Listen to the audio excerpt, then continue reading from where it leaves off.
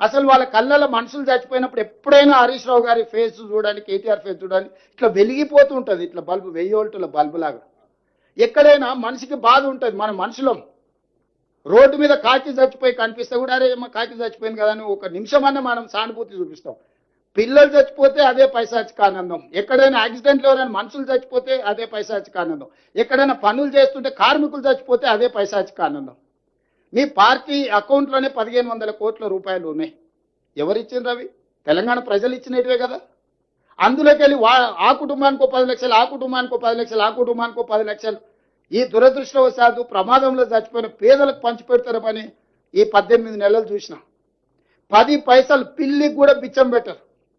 Road మీద 10 పైసలు ఒకవేళ కనిపిస్తే కూడా బండి పక్క కాపి రోడ్డు పక్కన 10 పైసలు కూడా తీసుకొని జేబులు వేసుకొని పోయే లక్షణాలు ఉన్న మీరు ఈరోజు తెలంగాణ ప్రయోజనాల గురించి మీరు మాట్లాడుతుర్రా?